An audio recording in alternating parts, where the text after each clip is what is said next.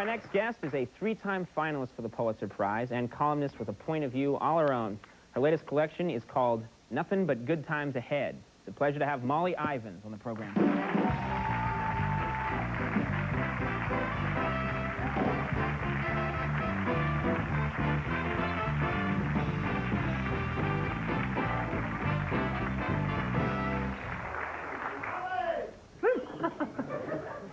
My audience greets everyone personally. It's very refreshing. How are you? I'm fine. Yeah? I'm trying to bring back the St. Bernard look. You think it'll work? No, but you've got this book out now. It's a collection of your columns. Mm-hmm. Yes. This is your second book. That's right. All right. I'm an author now. And you what I was going to ask you is you do a lot of, in your column, you do a lot of topical stuff. That's mostly what you do, actually, is you comment on what's going on. Right. For example, in the monologue tonight, I was talking about Janet Reno, and one of my talking heroes. about. Yeah, she's my new fashion goddess. But I think. Have you written a column about? Oh, you haven't had time. This just happened today. I think maybe she hasn't thought through this whole thing about blaming the media for violence. You know, there's sort of a new fad now that teenagers lie down in the middle of the highway because it's a manly thing to do. Right. And there's great protest, and they're making them change the movie that inspired this. They're actually deleting that part of it. Yeah. I think we may want to rethink this. It could be a kind of natural selection at work, a kind of evolutionary attempt to improve the IQ of the human race. I mean, if you have a 3-year-old, you expect to say, now, honey, don't play in the road. If you have a 17-year-old who needs that kind of advice, that kid could turn out to be more trouble than he's worth.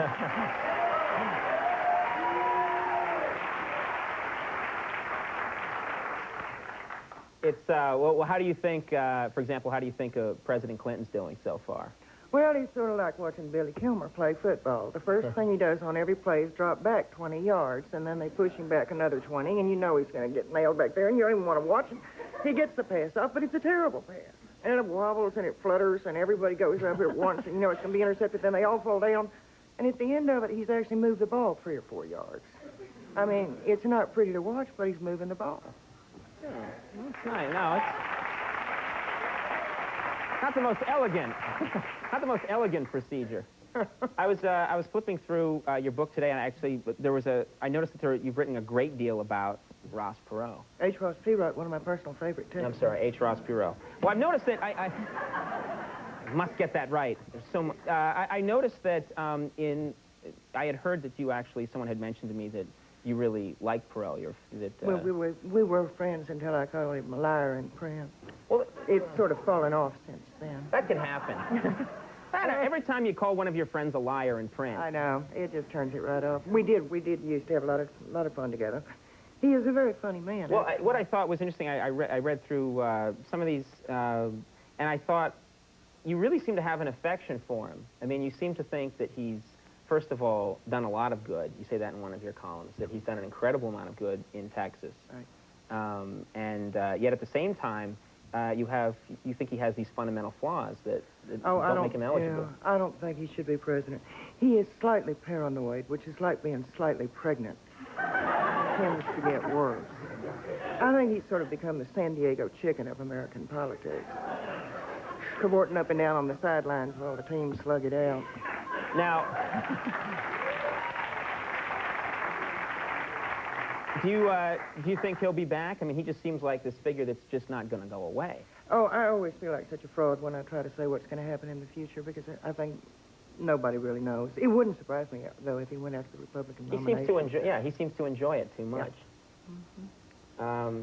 Well, we can only hope. Because it must be fun to write about. Of course. I mean, think how dull last year's race would have been if it hadn't been for H. Ross.